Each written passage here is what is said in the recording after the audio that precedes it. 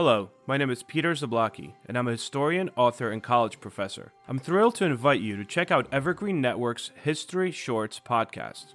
Every Tuesday and Thursday, join me on a journey through time, exploring the little-known and hidden gems of history. In each bite-sized episode, I'll dive into my original research to bring you intriguing historical curiosities you've probably never heard of, uncovering the fascinating stories that have shaped our world. From forgotten figures to overlooked events. Subscribe now and never miss an episode of the History Shorts podcast, available wherever you get your podcasts.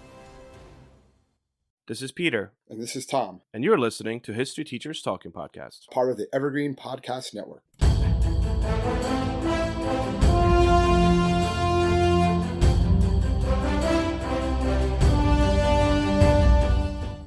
All right, this is Peter Zablocki and Thomas Reska, and welcome back to our podcast. Tommy, what do we got today? Well, today we're going to look at a topic that I guess definitely doesn't get talked about as much in history classes. If it does, it only gets talked about during the Vietnam era, right?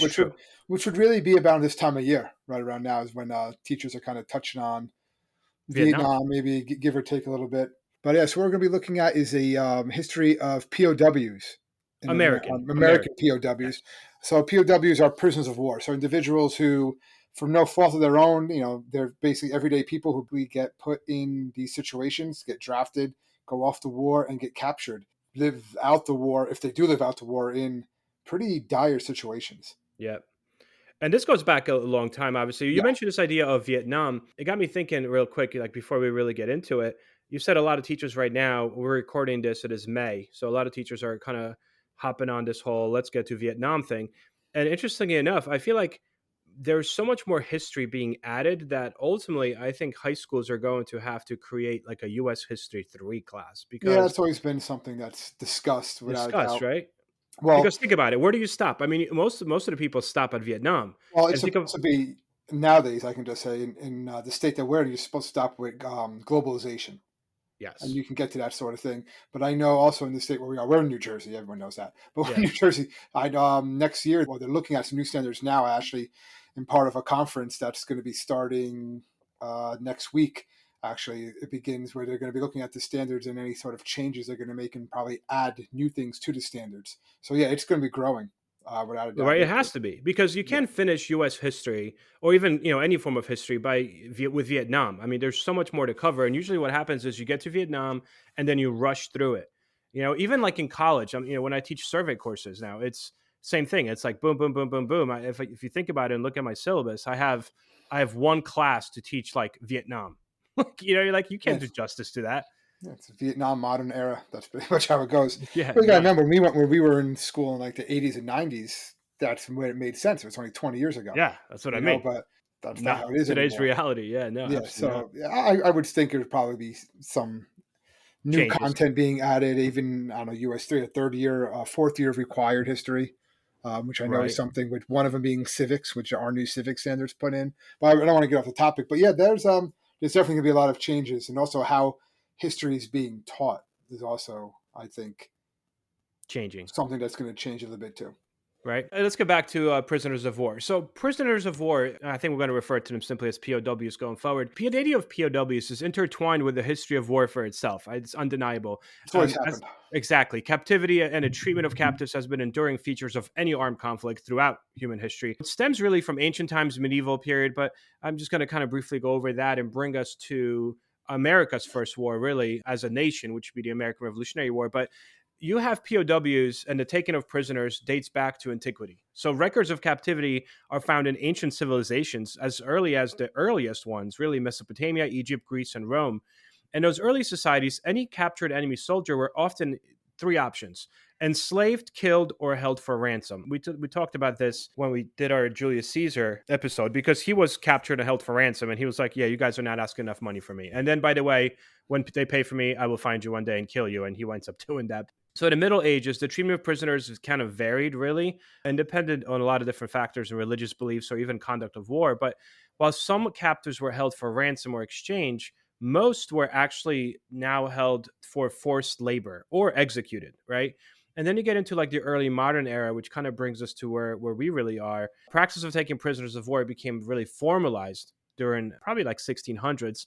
And Hmm. there was actually emergence of laws of war and a development of rules of how to treat captives. And so 1600s is where you actually start having some rules of how do you go about taking in prisoners. And at 100 years kind of brings us to the history of American POWs. And the first time that you could have American POWs would be during the American Revolutionary War.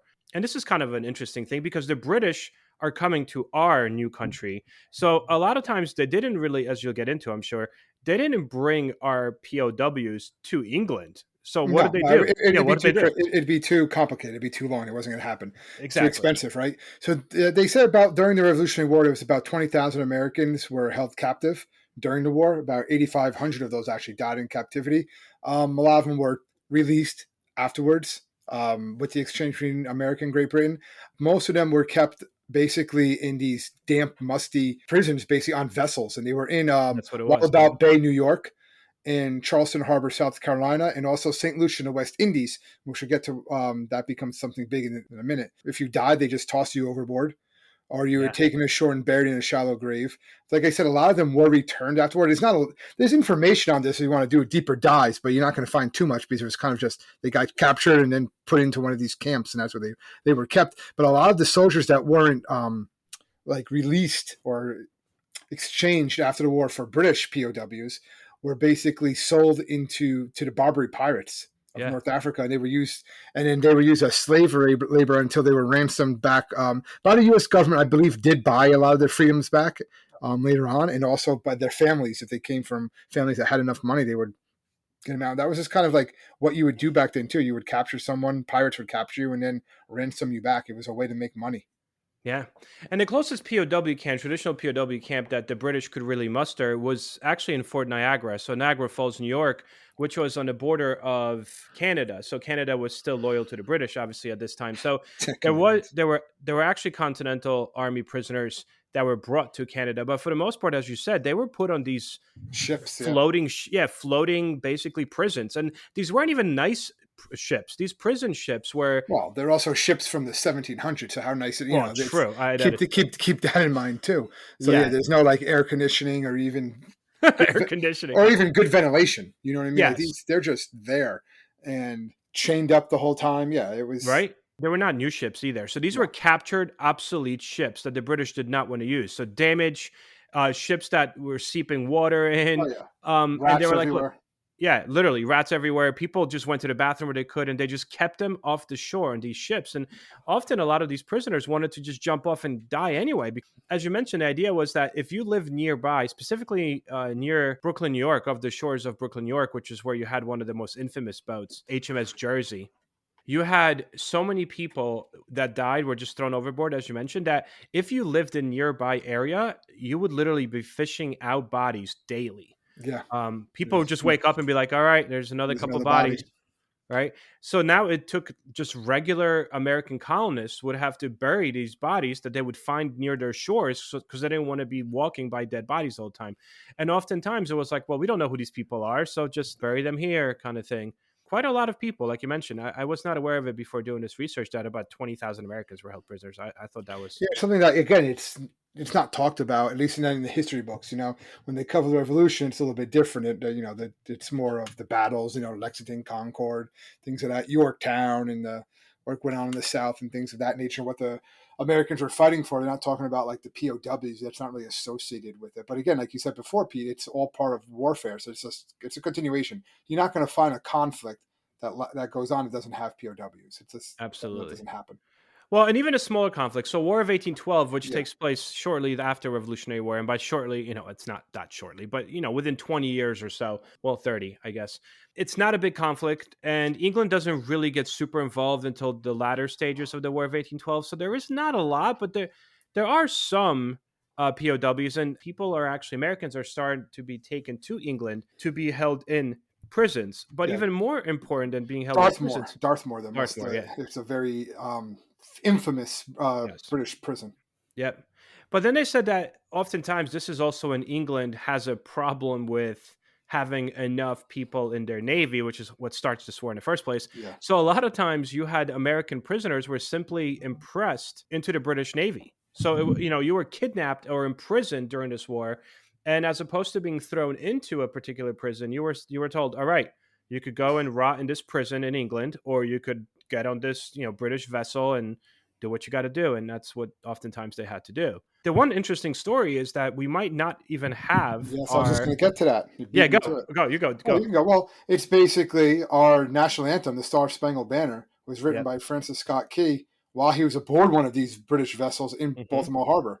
He was the lawyer for a prisoner. And Yeah. then when he got on the boat, they like said, no, you got They to just stay. said, "Yeah, you're here too." So yeah, Yeah. so he wasn't there. I don't think for very long either, No, he was there for like but a day or two. Yeah. still he was there, and he was technically a prisoner of war, and it's the only national anthem that would make sense, right? National anthem that's written by a prisoner of war. Now it wasn't a song originally; it was a poem, Yeah. but still, A I cool thought that was story. kind of interesting story. Well, how it tied in. Fell over about 10,000 or so prisoners of war. I'm sorry, from the War of 1812 that were American. So you have that, and obviously our next big conflict Well, that this we one's a could biggie. see a lot. Obviously, whenever you talk about American history, we talk about the Civil War. It's always the one with the most casualties, the one with the most injuries because it was American versus American. But you actually had about 194,000 and 214,000 Union and Confederate soldiers became prisoners of war during that conflict.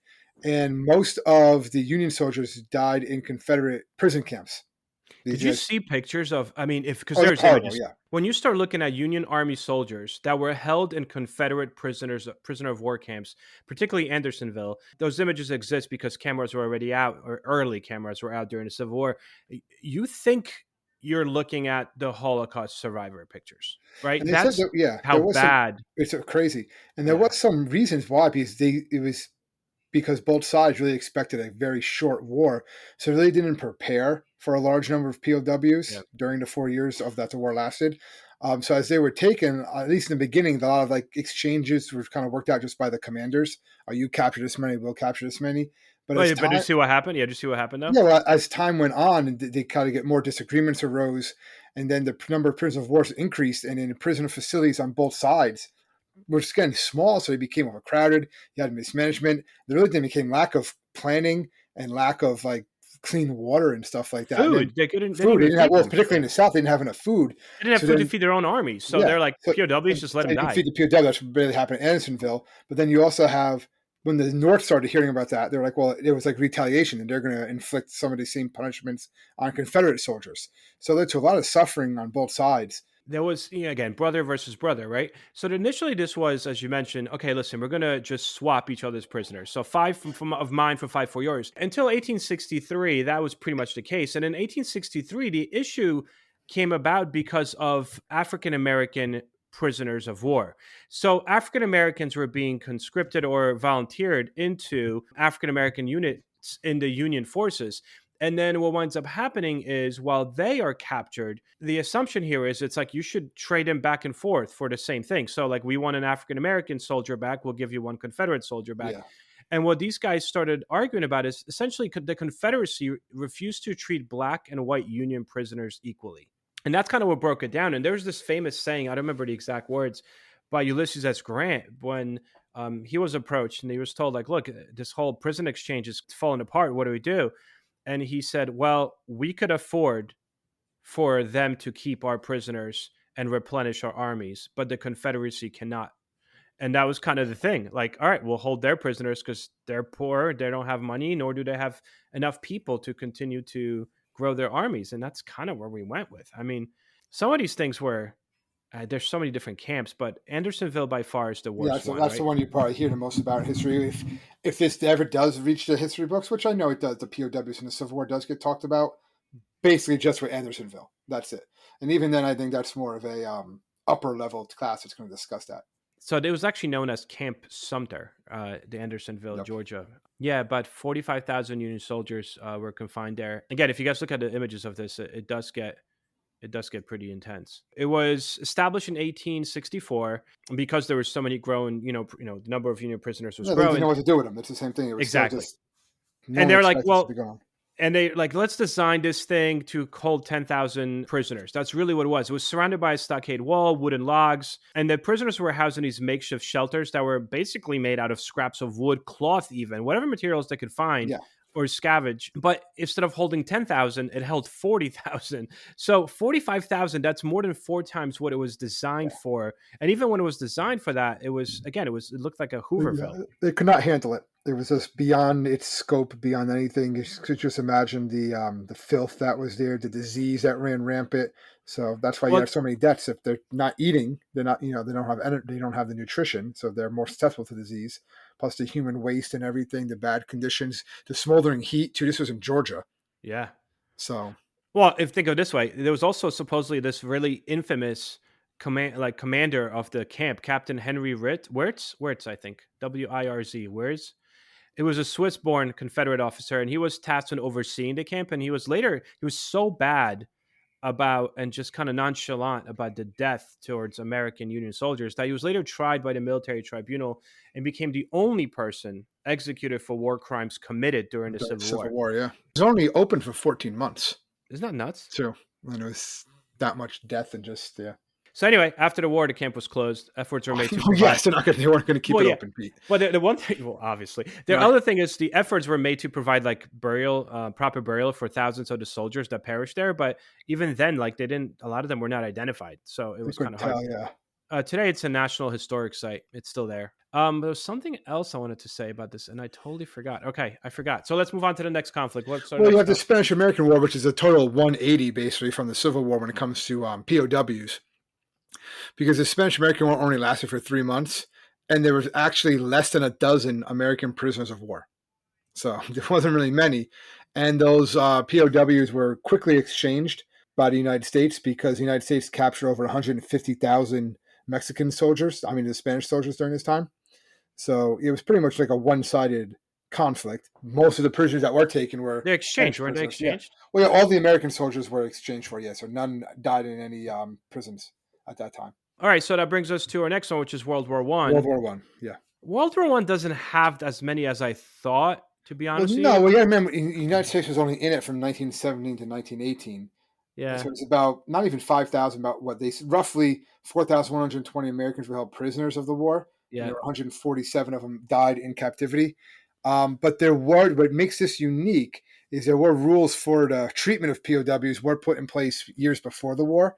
So they basically still were supposed to be given adequate food, adequate water. Still didn't always happen.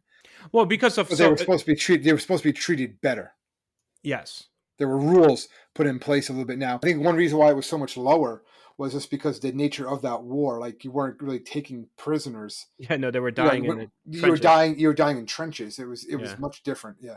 The Geneva Conventions represent like this pivotal, because there was a few, but before World War I is only really one, the first Geneva Convention of 1864.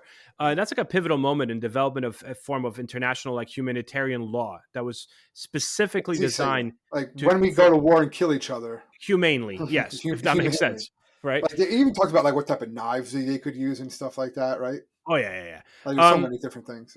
This was designed particularly for prisoners of war. But the first Geneva Convention, adopted in 1864, first ever international treaty to establish rules for the humane treatment of sick and wounded soldiers on the battlefield. It was started because of a humanitarian activist, Henry Dunant, I think. Dunant, D-O-N-N-T. Yeah. He wants to basically like mitigate any form of suffering of soldiers. That's his big thing, right? And he just wants like impartial treatment of wounded combatants and establishment of some volunteer aid societies.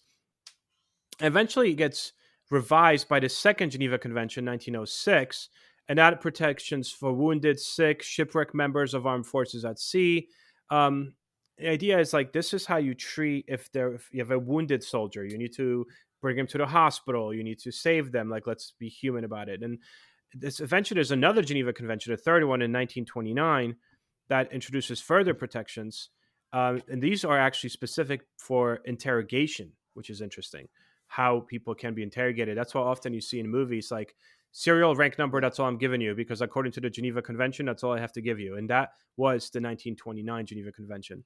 Until the 1949 one was considered a major milestone in the development of international humanitarian laws, the 1949 post-World War II, because it includes all of these other ones, but then establishes like additional protocols, comprehensive protections for victims of the armed conflict, prisoners of war, and that stems from World War II. So I don't know if you have anything to add to World War One, but I know that most of World War One people that were captured were pilots, and I think it's the same for World War Two.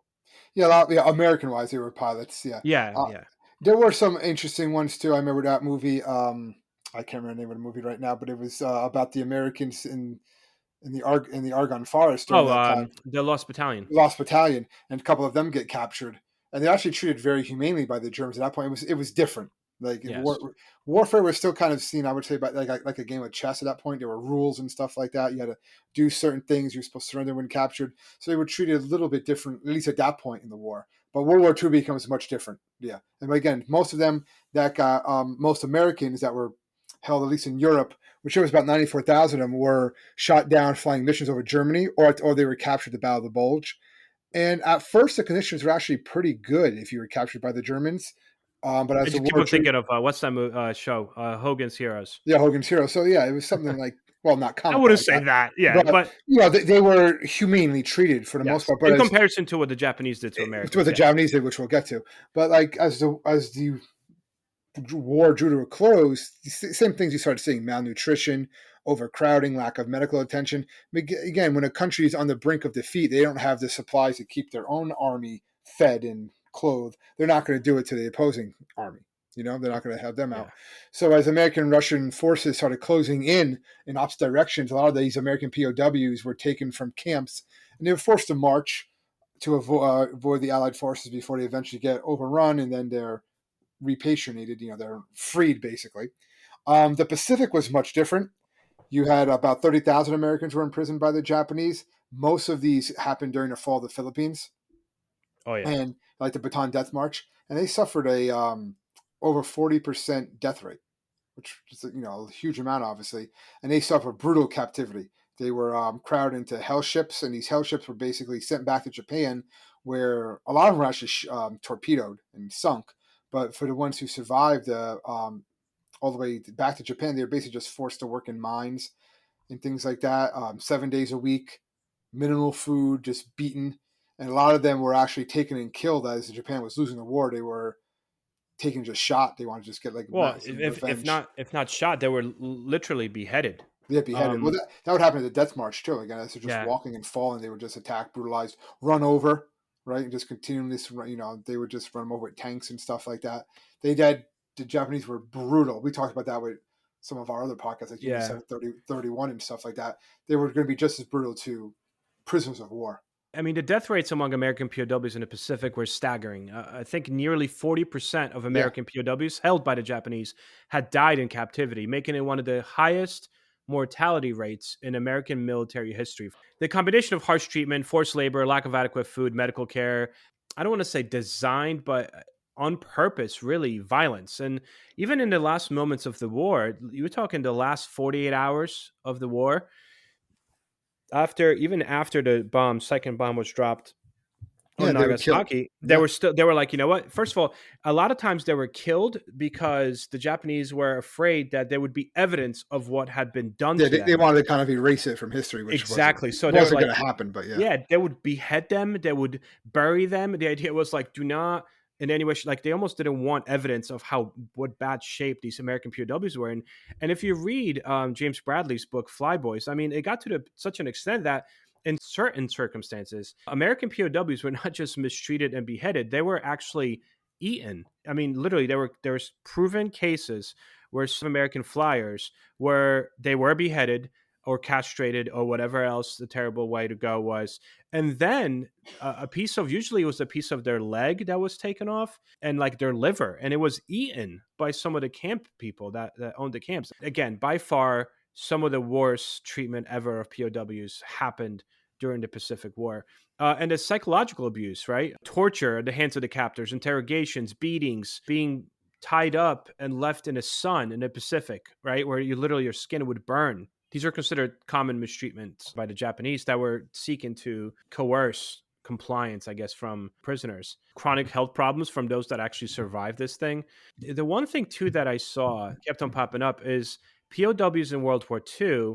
Part of like their mission, I guess, was as a POW, it was your duty to try to escape. and that's what Supposedly, Hogan's that was your Heroes was duty. basically based on. Yeah, it was, Yeah. and it kind of goes with the lore of like World War II, also like the bridge on the River Kwai and things like that. Like Yeah. whatever you can do to still, yeah, you're captured, but you're still contributing to the war effort. And by trying to escape, you're doing that. You're taking manpower, you're taking the attention away, and focusing out. When in the actuality, like if you got caught trying to do it, they would just kill you.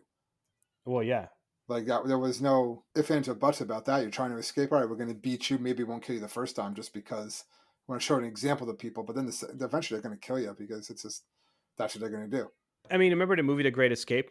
Yeah. Which is actually based on a real thing. So The Great Escape Oh took yeah, place at Prisoner of a Quiet. Stalag Luft 3.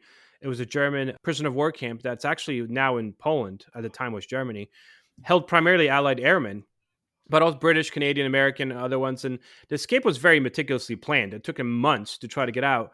They literally used spoons, tins, Oh wooden yeah. boards, anything to get these tunnels dug up.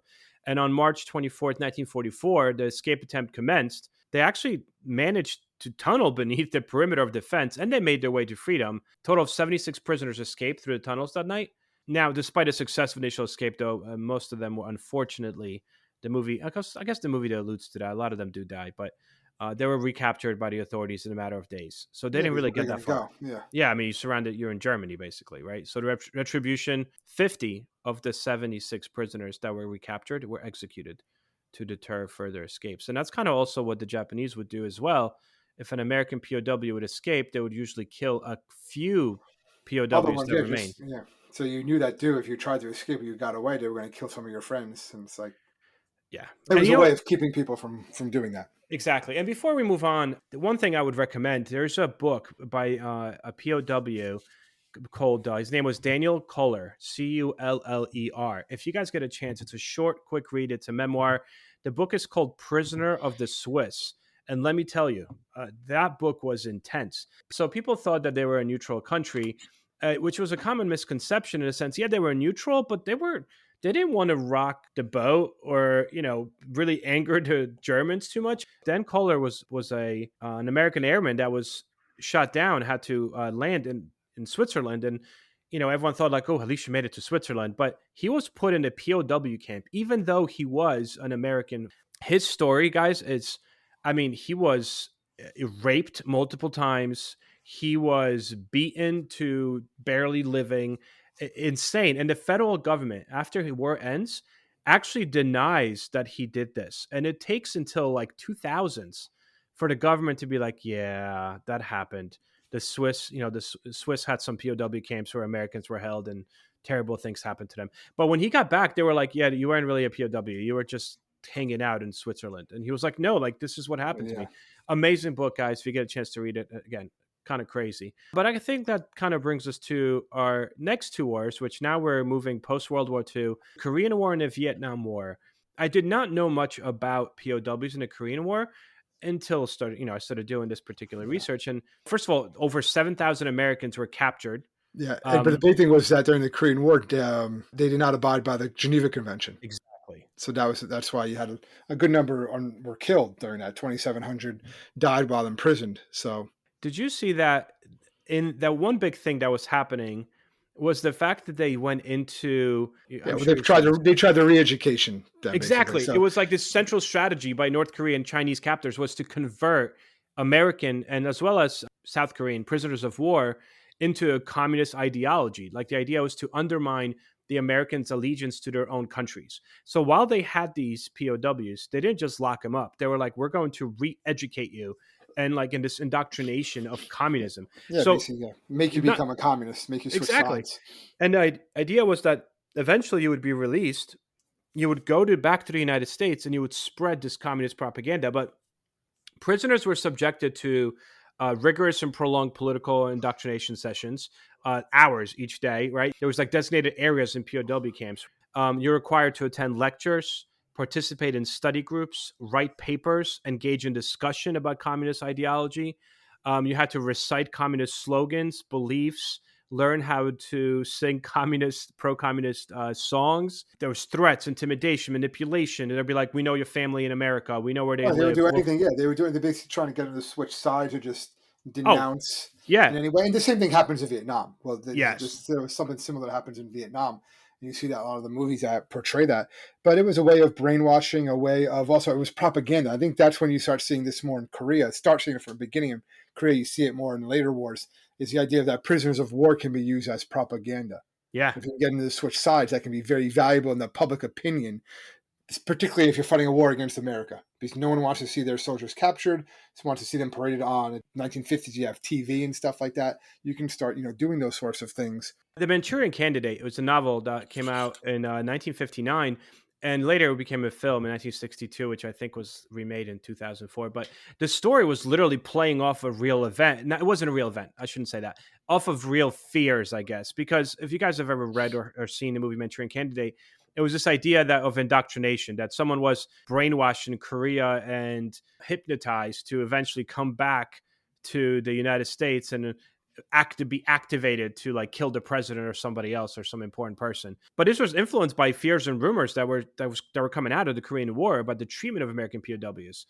This idea of intense indoctrination and psychological manipulation, and people are like, are the POWs coming back from Korea, like, are they okay? Like, can we trust them? Like, there was generally that fear because of the information that was coming out. Even you mentioned this at the beginning. When you talk about POWs, American POWs, probably the most infamous POW experience, although by numbers, nothing in comparison to the Civil War, which has hundreds of thousands of POWs, Yes. was Vietnam, It was Vietnam. right? It's probably the one that's most associated with that because it was one of America's longest wars. Yeah.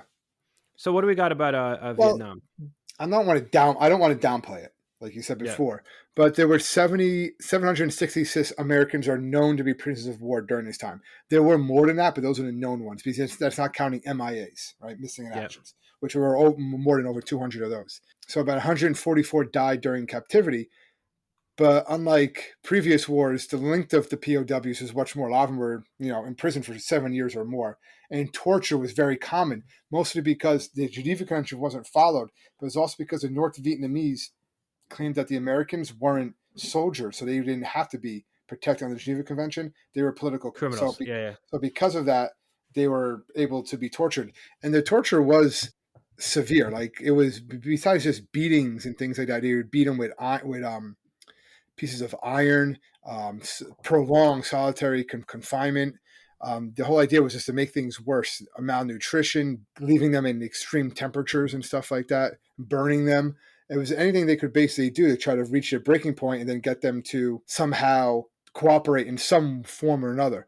I think one of the most famous ones was when in 1966, Commander Jeremiah Denton, right? He was a Hmm. captured Navy pilot. He was forced to appear on television. He was like saying certain things, but Blinking, right? what famously thing he blinked in Morse code the word torture.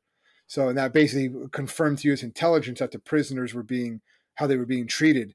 They were like, all right, we got to do something to get them out because American soldiers, they actually had raids on some of these camps and they actually were successful at first. And then that's when the North Vietnamese started moving these camps deeper into the The territory, jungles. like Yeah, yeah. Hanoi, yeah. So they keep them out and did brutal treatment. But John McCain, right, former Yeah, I mean, senator, that's he was he was tortured. probably the most famous or infamous of the cases, right? Well, just Wouldn't you because he say? still had scars on him today, like up until his Well, death, and how he well, walked and stuff like that. Yeah. and you mentioned a few things here that I want to kind of unpack. One of the things was the resilience of the American POWs because they developed this elaborate system of communication or in solidarity when they were in camps. They would tap out messages in code, communicating through subtle gestures and signals, like you said, like blinking or just tapping out messages that would still communicate. And they actually organized acts of resistance and defiance. They refused to provide any information to their captors, no matter what. They adhered to to the strict code of conduct. It's known as the Code of Conduct for members of the armed forces of the U.S.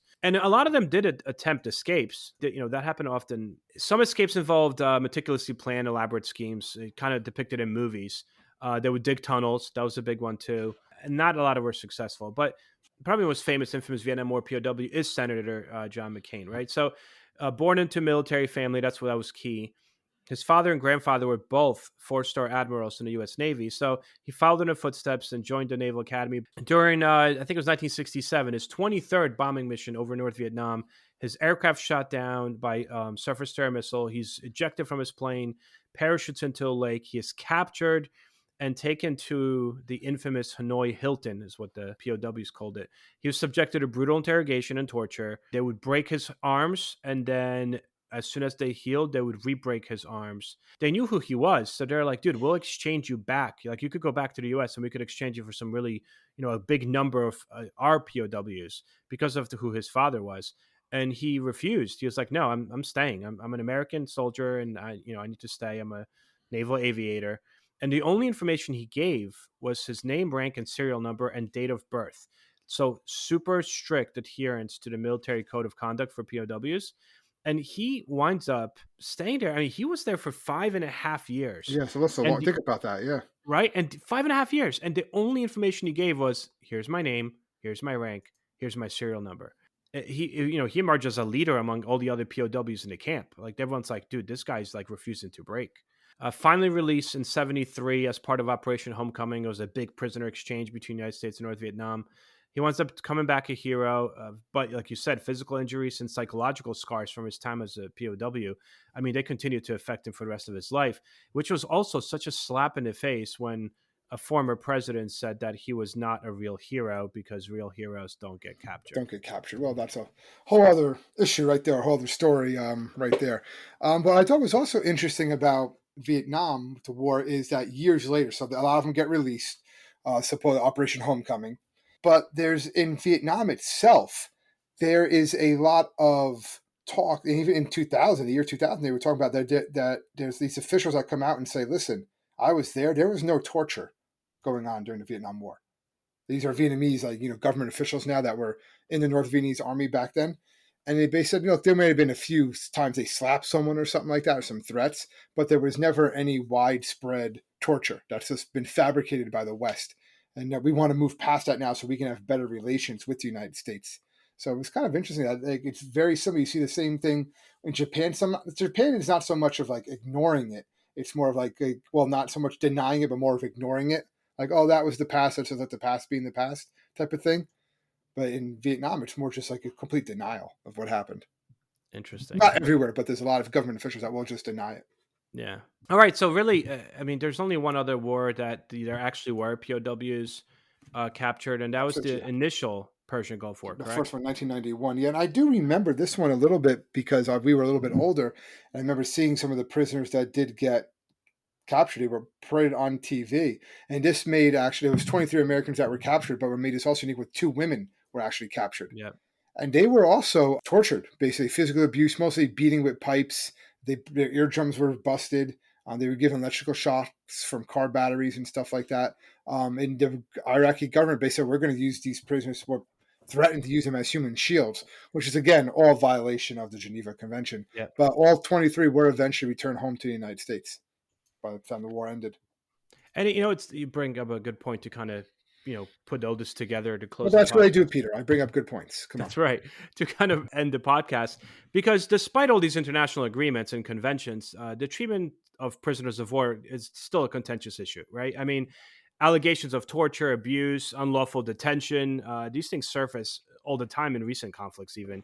And they raise a lot of questions about compliance with the international law and the enforcement of the Geneva Convention standards, because you simply say, like, what the Vietnamese would say, well, they're not really POWs, or they're terrorists, it's different, or what I mean, like, it is still such a contentious thing to this very day, POWs. And throughout history, really, the treatment of prisoners of war reflected a broader ethical, legal, and humanitarian consideration, right, that surrounds warfare. This big moral question about warfare. I feel like as long as Earth exists, there's going to be wars and there's going to be warfare.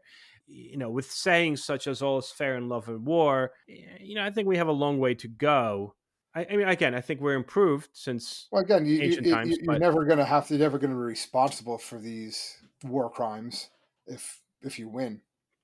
So, yeah, I mean, the, yeah. the reality of war, no matter how you spin it, is going to continue to expose the vulnerability of prisoners, right? To abuse, exploitation, neglect. I mean, it's inevitable that that's what's going to happen.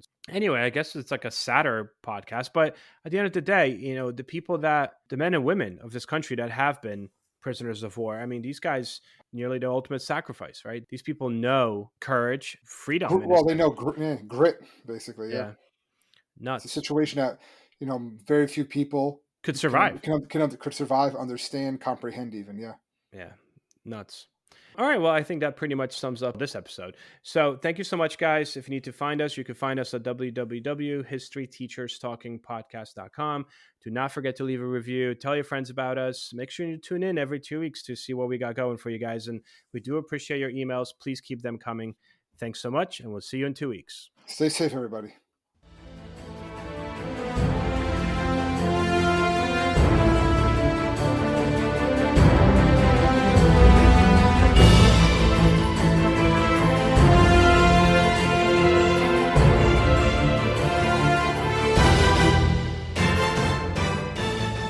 I hope everyone enjoyed our podcast, and if you would like to email us, you can do so at historyteacherspodcast@gmail.com.